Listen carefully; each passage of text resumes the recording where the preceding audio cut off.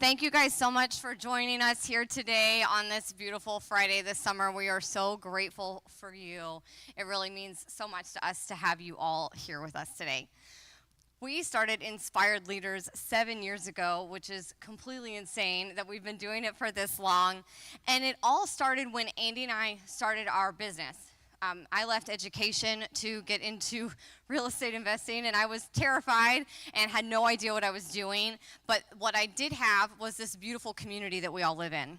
And so I spent a lot of time networking, asking a lot of questions, meeting a lot of people, and getting as connected as I could so that when I did take that leap, I had just a little teensy bit of confidence. And through that, I heard stories from people. You know, you look around and you go to these networking events and you expect that everybody there must just feel great and be confident. And meanwhile, you're feeling inside maybe scared or uncertain, or you're not sure how you're going to make it to the next day or the next payroll or whatever it is that's going on that's making you nervous about your business. But we all tuck that in when we come and show up in these networking events. And so it was really powerful for me to hear these people talk about how they also transitioned from one career to the other. How they went from something safe and secure where they're getting paychecks every 2 weeks to working for themselves or doing some sort of commission-based business, and they were unsure of when they were going to get paid again. It's terrifying. And through that vulnerability that these people were sharing with me, and through these little glimpses of their stories of their journey, I found a lot of confidence. And that ended up turning into, after I quit my job, we started Inspired Leaders. And to be honest with you, it was really very tactical at first. Okay, how do we do marketing for a business, right? Or how do we negotiate in a business, or things like that. And there were people coming and sharing their experiences that way. But that quickly morphed into people coming and sharing their stories, because that's really what matters. Our stories and our journey and the things that we've been through, the good and the bad, the ups and the downs, that's what makes us who we are. That's what gives us our strength and our power and our perseverance to push on. And so Inspired Leaders morphed into this event where we asked our speakers to come up on this stage and not just share their stories, not just share their rah-rah of their success with you, but to also share their shit. Share those low things that they've been through. Share those hard times. Share those moments when they've been scared, or they didn't want to get up that day, or they couldn't face whatever was coming next. Because that's where we find our strength. That's when we decide to keep going, when we decide to ask for help, when we decide to not quit, when we really believe in what it is that we're doing. That's where our power comes from. And it makes us stronger and better. And when we can share that with other people, our journey gives them power, because now we know that we're not alone. And so month after month, we ask these speakers to come up here and stand on this stage and share their souls with you. And everybody does it differently. Sometimes it's very business-oriented. Sometimes it's very personal. Sometimes it's a little bit of both. It's about the things in our life that have impacted our journey to get us to where we are. And our hope as a leadership and within Inspired Leaders is that you find yourself inspired each time you hear these different stories, that you walk away each and every time feeling like you can keep going, and knowing that when you're in this room, when you're with us, you are not alone, and that these stories are powerful to you and encourage you and fill you with inspiration. So that is why we are here and why we do what we do, and we're really, really grateful to share that with you guys. If you can, silence your phones for the next hour and just give this time to yourself. If you need to go into the lobby and make a phone call or anything like that, please feel free to do so. We do understand. But if you can take this time for you, please do that. We will get you out of here at 1, and I promise you can get back to your day. So you can find us all over social media. If you scan that QR code, it will get you to all of the platforms, all the social platforms where you can follow us. I would encourage and ask that you do so. You know how important that is for us to be found by other people. But then also you'll find our website. And on our website is where you can RSVP for events. You can watch past speakers. If you yourself or somebody that you know is interested in being a speaker, one of the steps in that process is to apply, and that application is on our website.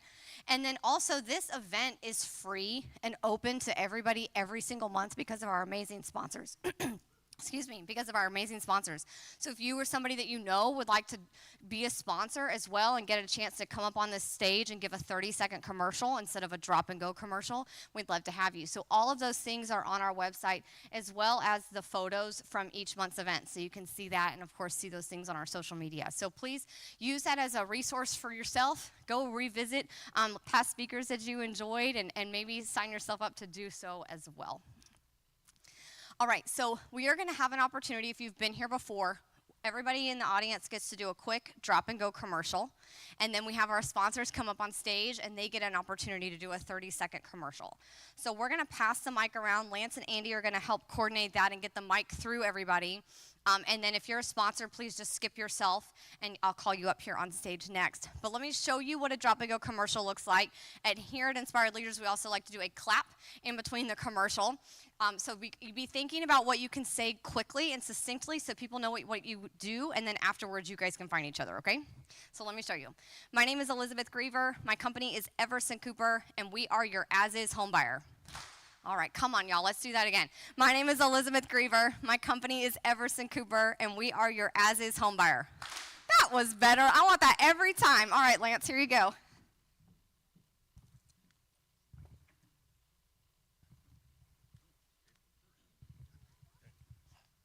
Bob Jacinto, Legacy Partners, Insurance and Tax-Free Retirement Solutions. We keep families and businesses prosperous through the storms of life.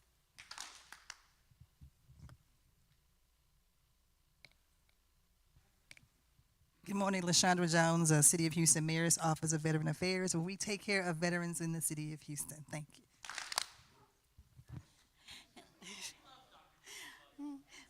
Good morning, my name is Beverly Edwards. I am a veteran and I am hands down one of the best caterers in the City of Houston.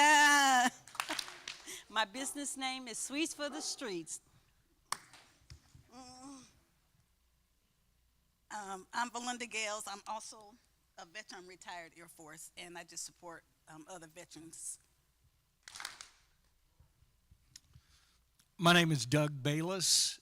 We are here with the Braden Bayless Memorial Foundation. We give back to PTSD USA to try and save our veterans' lives.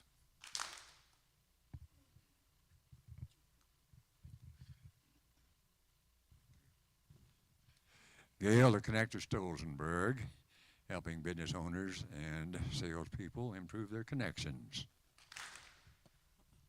I'm Sharon Burgoon with SWBC Mortgage, and creating wealth with real estate is what I believe in, and we're a tool to get you there. Chris Porter, SWBC Mortgage. We're the happiest way home. Hi, I'm Lizzie Pritchett, Bellwether Concepts Social Media Marketing, and I'm just here for Chris. Hi, Lisa Shaver with K&G Capital Mortgage. You dream it, we'll fund it. Howdy, I'm Megan Dodson, also a mortgage loan originator with K&G Capital Mortgage, and I don't have a saying except Megan does mortgage. Dave Gerard, I'm a CPA, and I help improve efficiencies in accounting departments. Joseph James, is good to be back from the dead almost. I did come out with a new album last year in the midst of all the seizures and stuff, so it's great to be back. Carl Steven Brunig, professional musician. Come to my show at Harvest Market in Wood Forest on August 9th, 6 p.m. You will be blown away. I'm Nkamga. Amcor Solutions Life Insurance, help you protect what matters most. Hi, I'm Keely Goodnight. I'm currently working towards my master's in counseling, and I'll be working for district counseling here in the Woodlands in August. Kevin Goodnight, and excited to announce, if you're a Christian business leader, come see me. We have C-Suite for Christ is coming to Houston next month.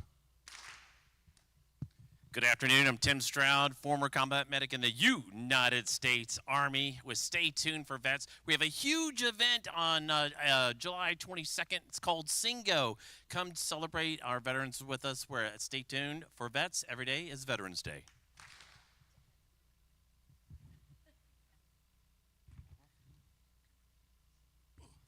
Good afternoon. I am Dwayne Not the Rock Johnson.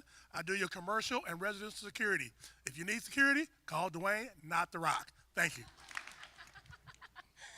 Hello, I am Johnny Key with Bhakti Light. I support one with rewriting your bullshit stories and live your light of glory. Hi, my name is Tara with Redfin. I'm your one-stop shop in all your real estate needs.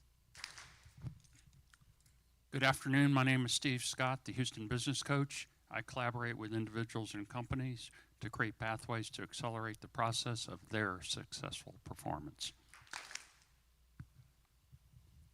Hello, Ivan Benovich, life and annuity agent. Find me online at callivanb.com. I protect families and build business owners. Hi, I'm Monica Elizabeth. I have Brilliance Coaching for professional and relationship coaching programs to help you shine your brightest. Natalie Sykowski-Gertz, founder of Business and Banking Concierge. I'm your operational CFO for all things business, banking, lending, merchant, and insurance. Grant Kitchens, I own Longhorn Outdoor Services, from pressure washing to landscaping. We deal with more crap than Congress. Marine George Gallimore, we own owner of We the Plumbers. Emily Artifikevich with Walkie Wilson Law Firm. We're a family law firm, and from I Do to We're Through, we're here for you. Darrell Norris with Fresh Tech Solutions. We develop mobile apps and websites, so we're trying to get your business on the App Store, and if your website sucks, you're in luck. Hello, I'm Gabriela Duran. I'm with Texas Local Partners, and we do commercial real estate. Hello, my name is Angie Collins. I'm a realtor here in the area, so if you are selling or buying, call me. William Giffen with Centric Wealth. We're a creative financial planning wealth management firm focusing on tax implications. Robert Bodwin, your former Houston Rockets mascot for 21 years, Clutch the Bear, with a new book out at mascotauthor.com. Hi, Justine Stone, Lifeway brand partner with the X39 stem cell patches. Good afternoon, Jessica Lovell. I'm a 27-year banker about to launch my new public speaking business. First timer, and I see that I now need a slogan. Hi, Heather Herlong, too, Blue Star Mother, United States Army veteran. I am your strategic event planner and advisor. Raymond Giles, submarine veteran, Regal Luxury Travel with Raymond, and with me, luxury is not an upgrade, it's my starting point. George Reyes, Marine Corps veteran, do life insurance, take care of veterans. I'm Melanie Wilkerson. I'm a business account manager that sells Verizon products. Can you hear me now? Good.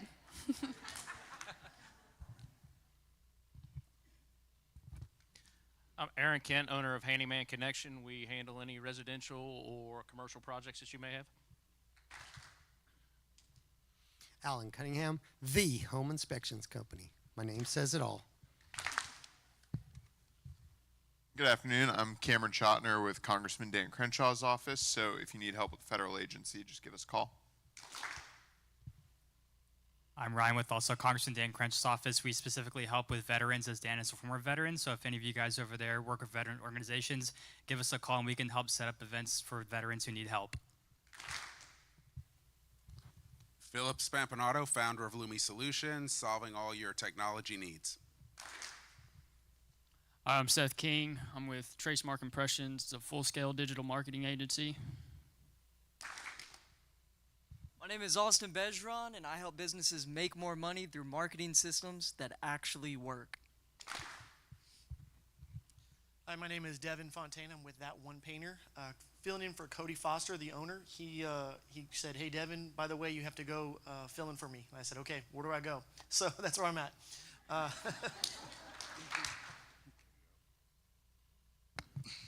My name is Joel Holder. I'm with the PTSD Foundation of America Camp Hope, and we aim to provide hope and healing for veterans and their families that are suffering from combat-related PTSD. I'm Jessica Morris, Army veteran. I also work at the PTSD Foundation of America Camp Hope, hoping to save lives. CD Womack with Team Womack Realty. My wife and I are a real estate team. And why should you have one realtor when you can have two? Put Team Womack to work for you. Hi everyone, my name is Jonah Bermillo. I am with Keller Williams The Woodlands, also a realtor, your third realtor. So if you need to buy, sell, or lease, let me know. Hi, my name is Albert Yang. I do everything related in the vacant land space. My name is Joel Surmeyer. For the last 24 years, I've provided mortgage solutions, including for a lot of veterans and a lot of entrepreneurs. So got a lot of good vets and entrepreneurs in the room. Thank you. If you know, help me out. I'm Steve Shoemaker with Redemption Roofing and Gutters, home of. Amen. I'm Ella Martinez. I'm just here for Chris.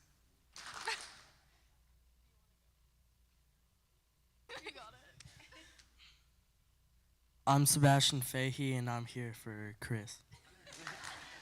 Or for my dad.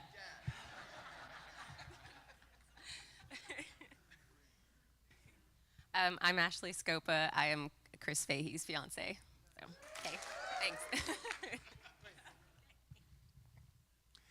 Frank Fuss, Life Coaching. I take my clients from Eeyore to Thor, from good to great, and from frustration to celebration. Hello, I'm Crystal Bennett. My company is Freedom Line Insurance. I'm a health insurance broker, and I educate seniors and disabled veterans on Medicare. I'm Billy Bennett, Army, Navy vet. I'm just a supportive husband. Anybody else? Going once.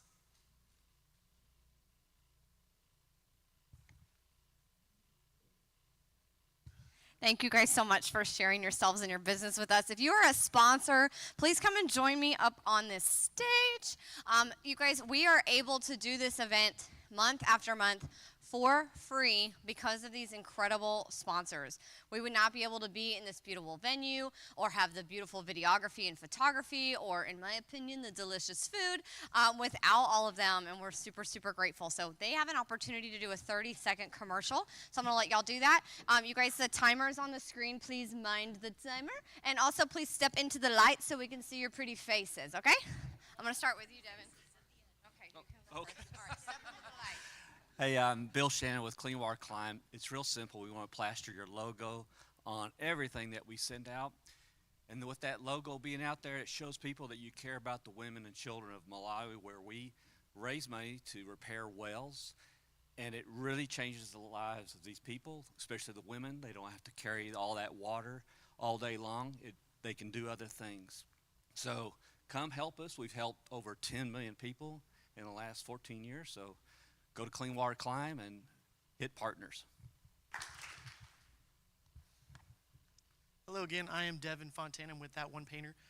We specialize in home painting, commercial painting. We do cabinets, interior and exterior.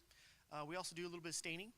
And our job is to be the best house guests. So we want to make sure when we leave someone's house, they're 100% satisfied to get a 5-star review. Hi everyone, I'm Dawn Candy. My company is I Promote You, and I take care of your promotional products and your corporate apparel. So I make you look good to your customers. I outfit your employees with their embroidered shirts, screen printed t-shirts, or hats. But I'm also the executive director for Hands of Justice. We're an anti-trafficking organization right here in Montgomery County. We serve not only the greater Houston area, but also across the country. If you want to get involved and help survivors who have exited the life of trafficking to live a successful life, please come and talk to me. Dawn Candy.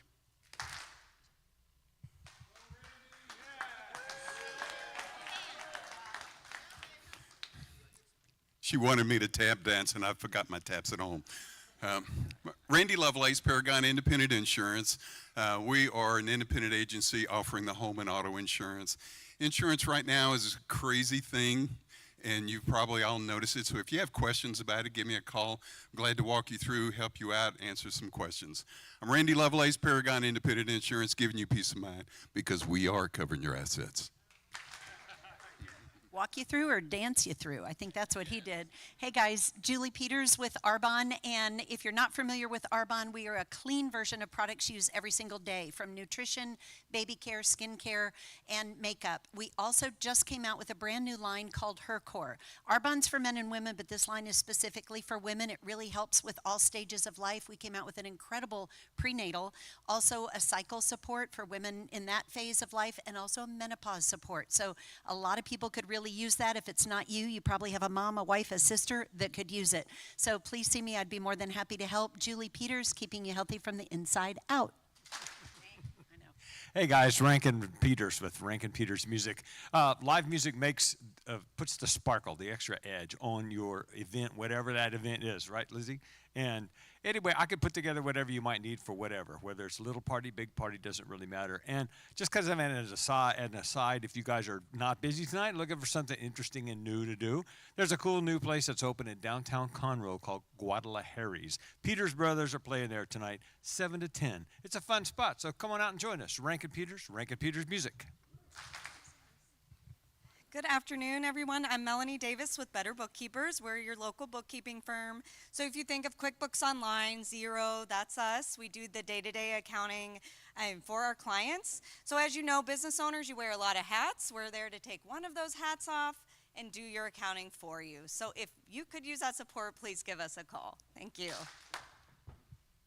Hello, my name is Amy Rogers and I'm the owner of iTrip North Houston. I am a full-service short-term property manager. So I take people's second homes and investment homes and put them on platforms like Airbnb and Vrbo, and then I rent them out on a nightly basis in order to maximize the revenue for the homeowners and also give them the ability to use the home as a true vacation home if that's something they want to do.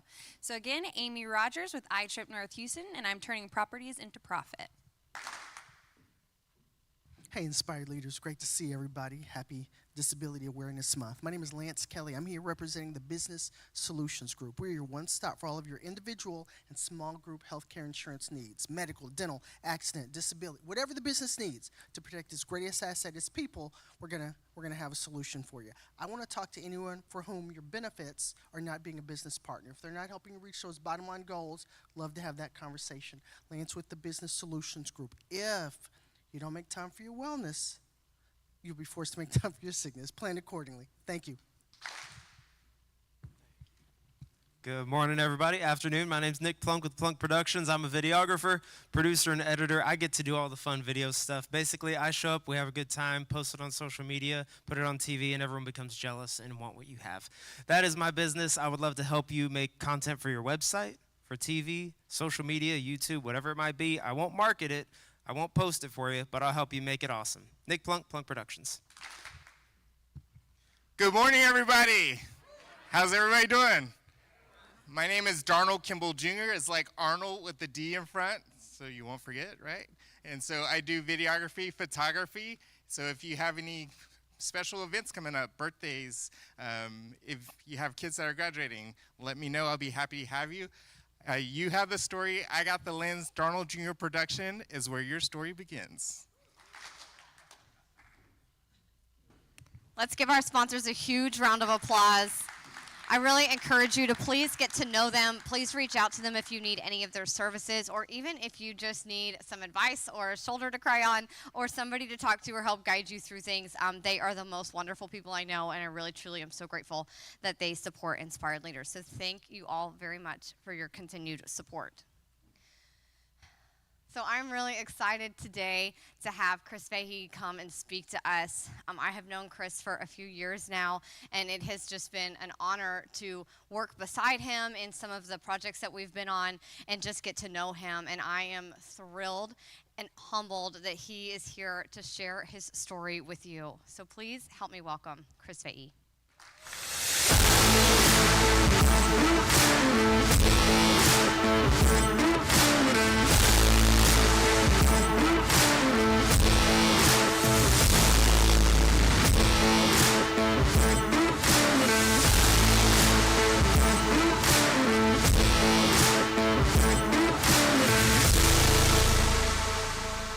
That was incredible, right? Look at that. All those nice words. My name is Chris Fahey, and I am here to have a conversation with you about failure. And that's what the grievers want. There is a lot of success in this world, but that success doesn't come by way of giving, not necessarily. It comes by way of a lot of failure. And for me, my success isn't financial. My success really is what I've learned is the longest distance between 2 points, and that's between a traumatized child and a secure man. I think that when you think of confidence, especially as a man, it's grounded in capability. And I went a long time in my life without ever feeling capable of doing anything. Not capable of living this world, not capable of living under its instruction, not capable of following directions, not capable of feeling love. And that would come to define me. So as we kind of begin this discussion, I really want you to think a lot about identity and what it's like to not have any. My understanding of PTSD didn't come by way of the military. It didn't come by way of my time spent homeless. It didn't come by way of working for Camp Hope and understanding combat situations. It came by way of my dad. His name was Dwayne Myers, Timothy Dwayne Myers. He was an 0311 Marine. Saw some things go boom, heard some things go bang, and in 1983, when I was 3 years old, which wasn't the time to really ask for help. A lot of people weren't doing it back then when they were experiencing combat trauma or any type of trauma. He locked himself in the back of our home, tied himself up to the neck in his Marine Corps issued sleeping bag, took a shotgun in there and blew a hole through his chest the size of a bowling ball. The action was enough, but it was the thought and the preparation put into the action that had always haunted me because it was very theatrical. It wasn't an easy thing to do, to plan that out meticulously, to pick the right sleeping bag, to pick the weapon of choice, to understand what the plan is that drives the ideation so you can become capable to do one thing, to die. At this point, he had 3 children and my mother. My mother was raped out of the Army, more military sexual trauma than anybody I'd really ever known to this day. And she wasn't doing well either. So when she found him, deliberately placed in the back of a home where he was guaranteed to bleed out for 3 days before anybody knew he was even back there, it was nothing short of an artistic mess. And it left us all of why.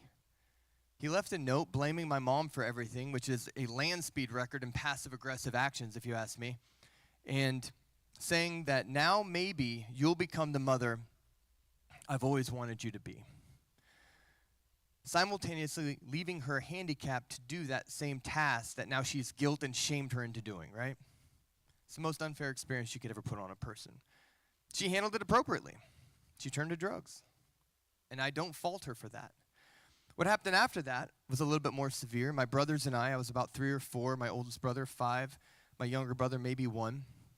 We lived in this little trap apartment in Bremerton, Washington State. And she'd leave for 5 or 6 days at a time, and we would not know how to take care of ourselves. We were babies. So we'd try everything. We'd try to peel apples with hand blenders because what else is it for? It looked weird. I didn't know what to do with it. We never bathed. We shit on the floors. We threw it on the walls because we didn't know what we were doing. We tried to feed my 1-year-old things out of the fridge, and we didn't know what to do about the mites that you usually see in dogs' ears that were climbing and collecting inside of his eyes. Every once in a while, my mom would grace us with her presence. She'd pop in, put her head in the door, make sure we were alive, and we wouldn't see her again for 5 days. I got to know some strange feelings and smells. I got to know what a hardwood floor feels like on a naked body with bikers surrounding you, drinking and partying. I got to know what cocaine was by the time I was 4. I got to learn what crack cocaine was by the time I was 5.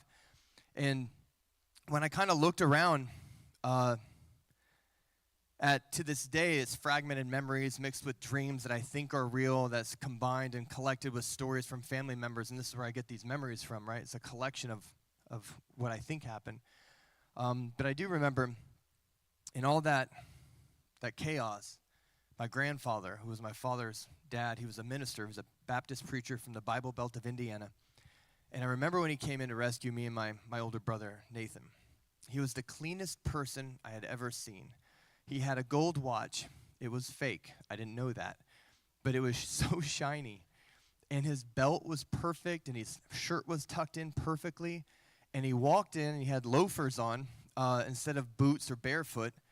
And he looked at me and he goes, "Hey, bud." He goes, "You must be Chris." And I didn't know what to think. You know, I'm a feral child, by the way. And I had no life skills. I was never taught anything. I can barely speak. I interpreted my environment as a danger. I interpreted love as dangerous. I interpreted connection as a threat. And anybody at that point, especially so young, who had tried to show me affection, I knew it was a trap. I would leave those little white frosted donuts that were my mom's favorite when she would come in and pass out on the couch. I would leave a trail to my room hoping that she would follow the donuts and come to me instead of coming out the front door. So when my grandfather came in, I had those donuts ready. And I thought that's what you do. I thought love was transactional. I thought if you needed somebody to love you, you had to give them something or convince them that you were worth their attention.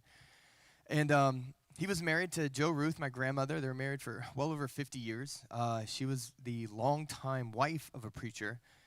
And he served in World War II. He was of that generation. He understood quality Christian values, and he understood American principles in the most classic traditional way.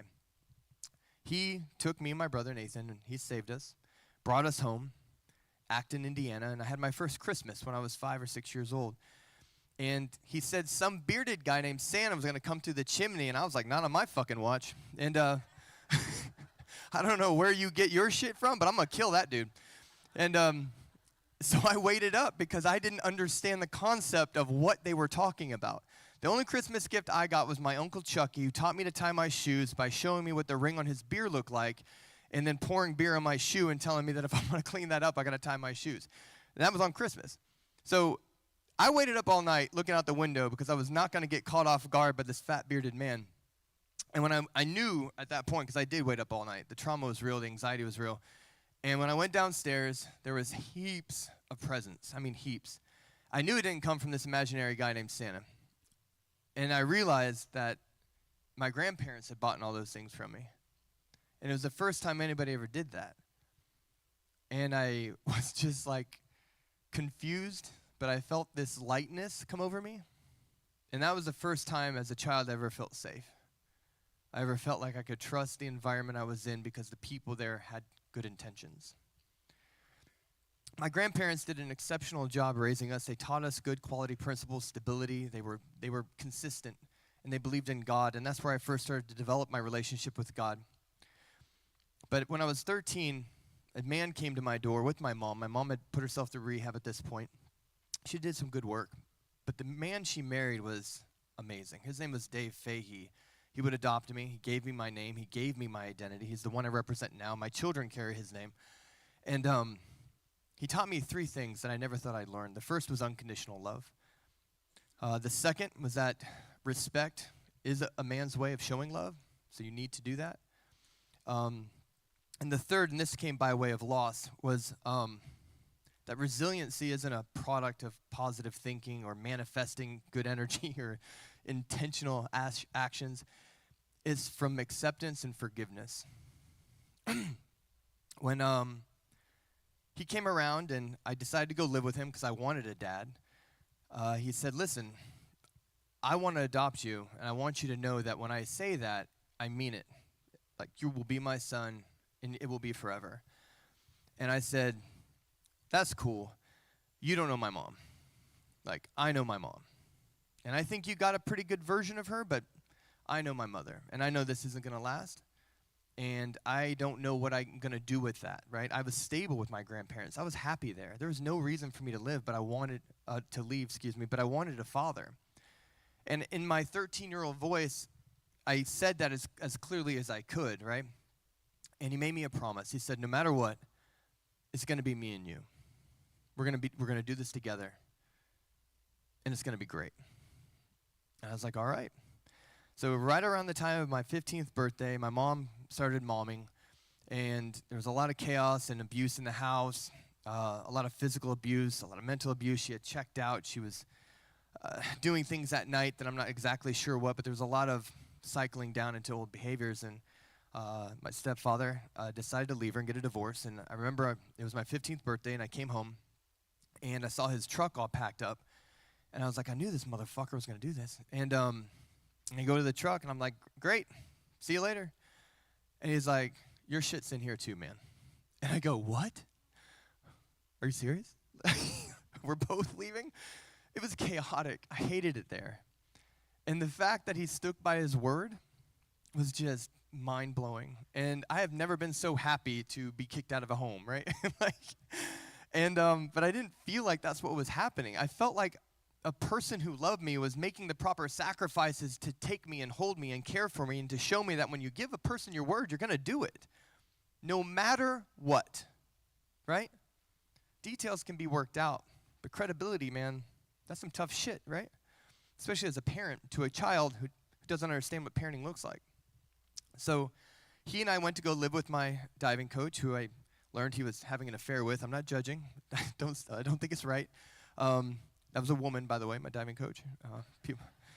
He was in the Navy, so I thought I needed to clear that up. He was a SEER instructor in the Navy. I don't know if you guys know what that is, but he taught people how to survive POW camps. So if you get shot down, or if you're a Navy SEAL or Special Forces type, and you need to learn how to survive, evade, resist, and escape, he was the guy that taught you how to do that, which is a long way of saying he was a bad man, man. He was a bad man.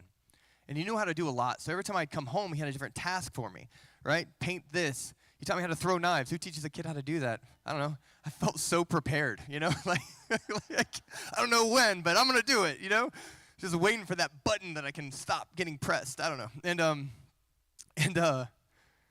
Gosh, man, I just love this man. I made the U.S. dive team. I was thriving. I was getting scholarship offers and getting scouted by some really great universities, even in my junior year.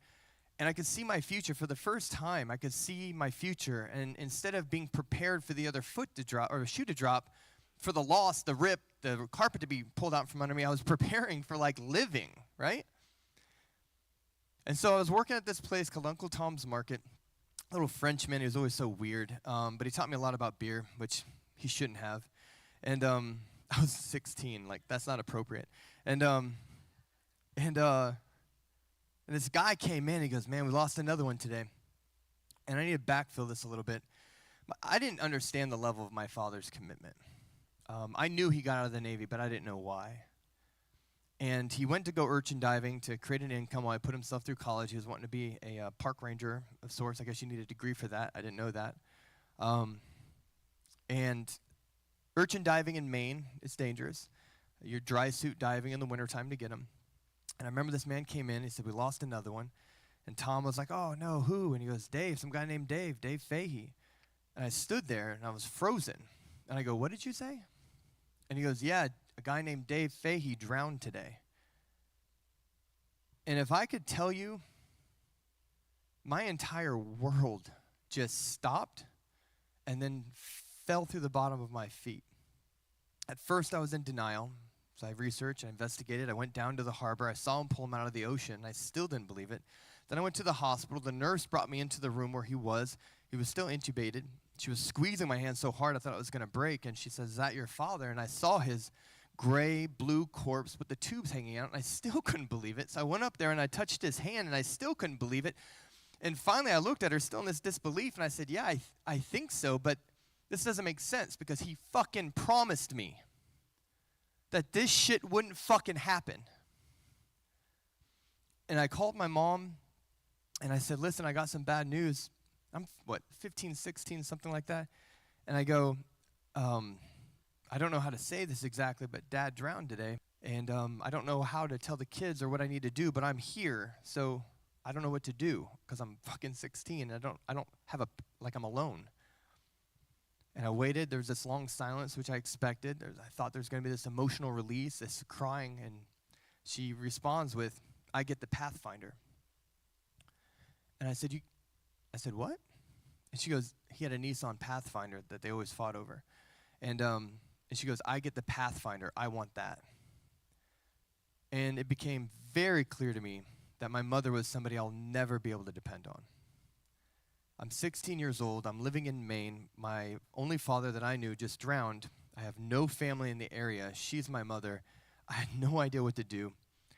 And she gets the Pathfinder.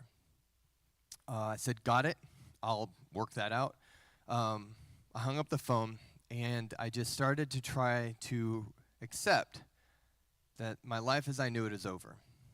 And I wasn't prepared for that. I fell into the deepest depression I had ever experienced. I ran away. I did not want to go back to my mother, so I ran away. I jumped around from place to place. I ended up landing back with my grandparents, and bless their hearts, they were so old at this point. They didn't have a prayer with me. I used every drug you could imagine. They called me Gypsy Chris. I traded. I went to festivals. I traveled around with runaways from camp to camp. I threw raves in the 90s, south side of Chicago, northern side of Indiana, anywhere I could. And I wasn't doing it to feel good or get high or anything like that.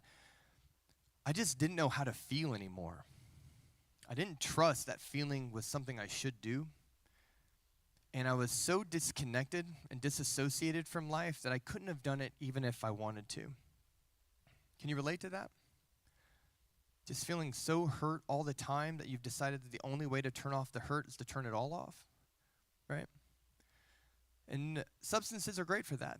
Because if I wanted to feel connection, I didn't have to process emotions. I could just take an opiate, and that's going to release enough oxytocin for me to at least look like I love you, right? That carried me through a lot of relationships.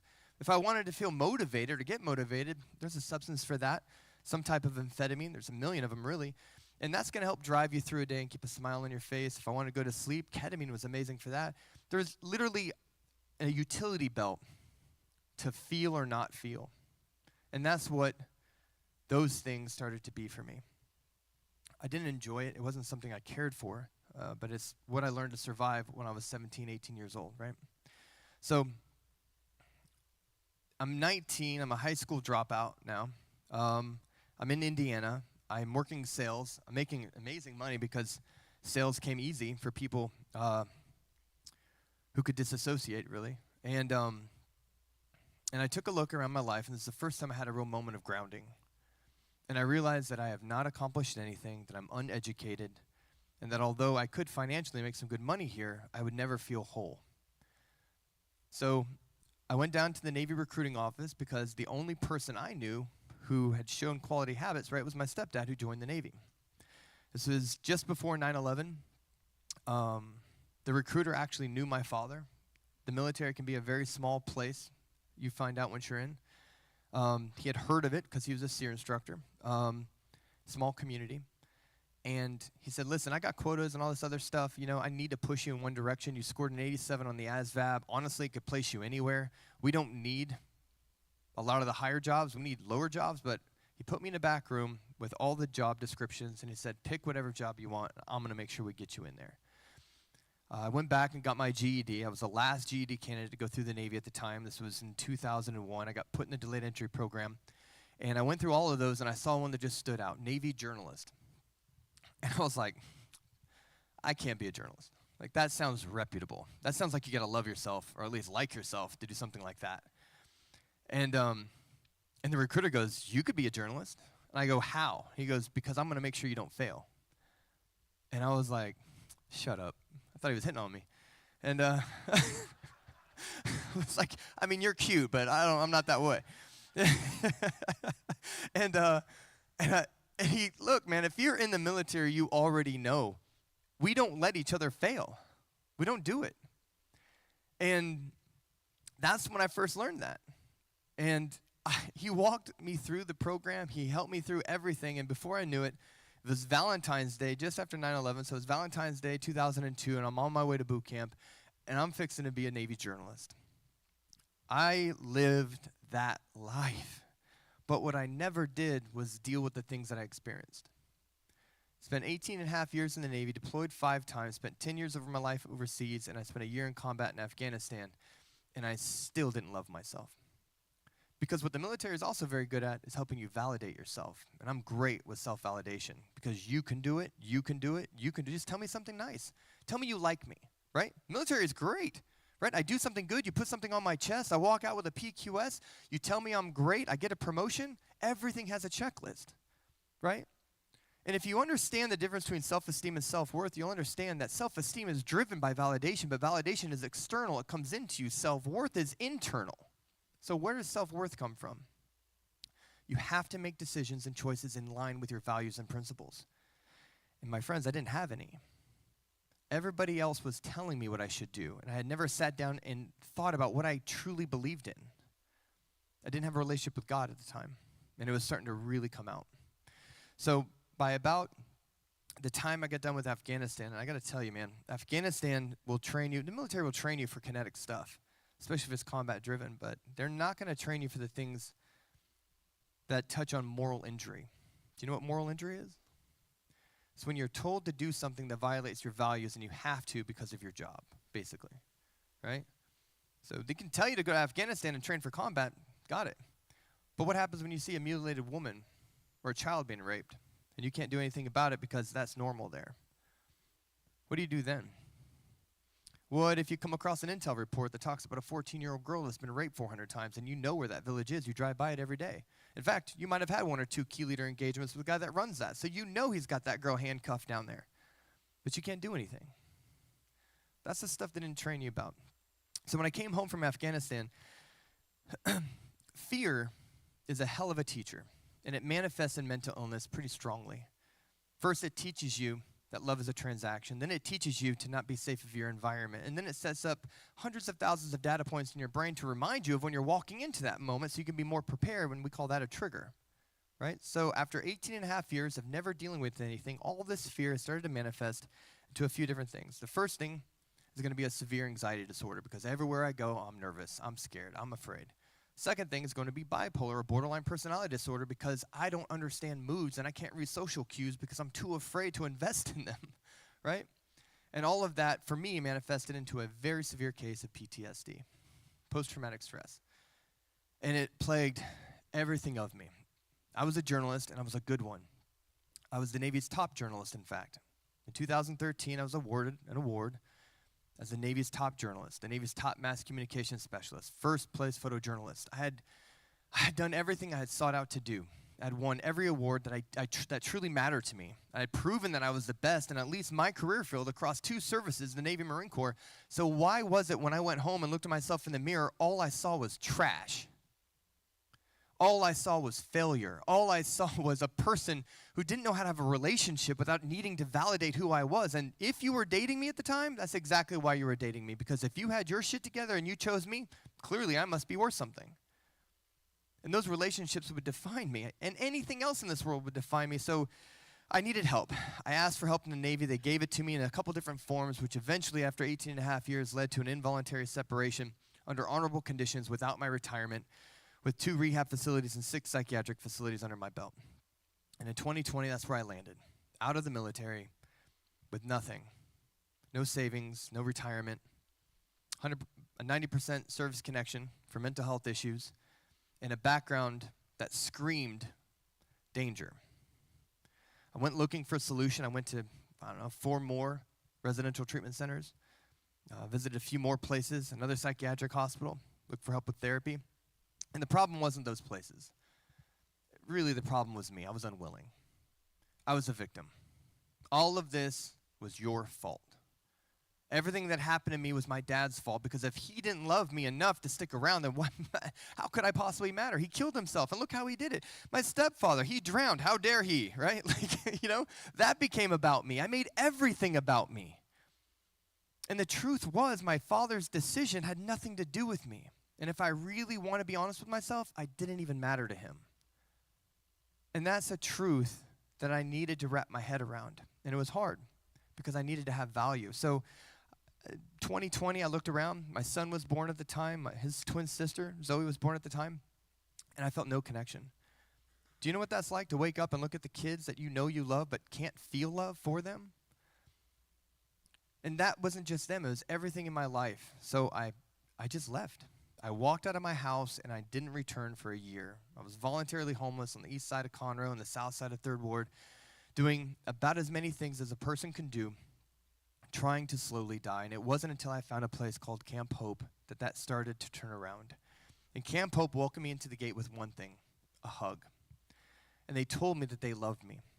And they told me that I would just stop for a minute and be present in that moment, that I could stop fighting, get out of the way, and surrender. And they taught me what surrendering was. Surrendering is just asking for help. So I began to ask for help, and I got it. Right? 9 months into that program, I learned how to love myself again. When I came out of that program, I went right to Sam Houston State University, where I started my degree in psychology. I'm graduating this month.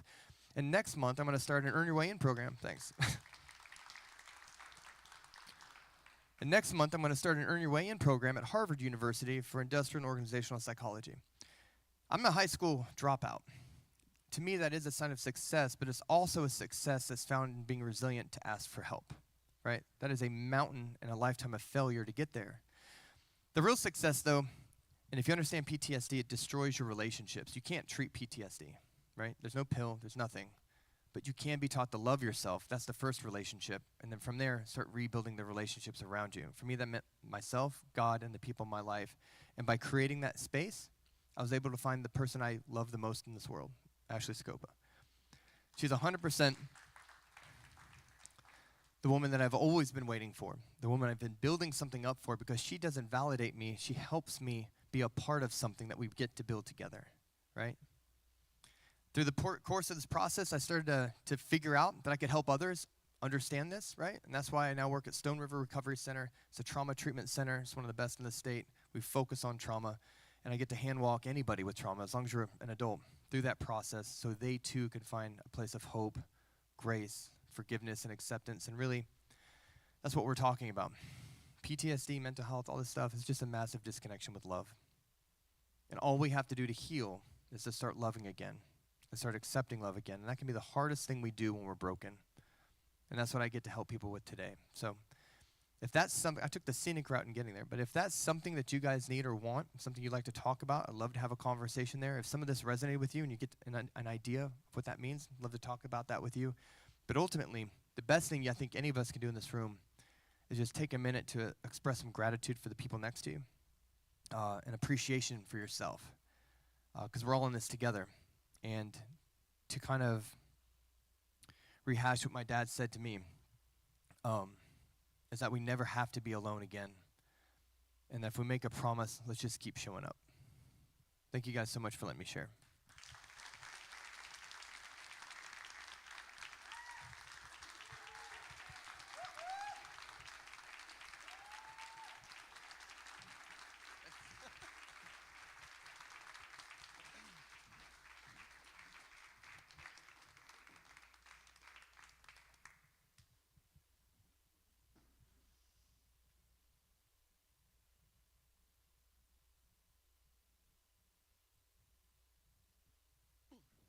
Thank you. Thank you for doing the work to be who you are and to love your family and your community and all of the people that you serve. Your passion has been a fire inside of you ever since I've known you, and it is an honor to hear everything that got you to where you are and see what you're doing and how you are making that something so beautiful today. So thank you for that.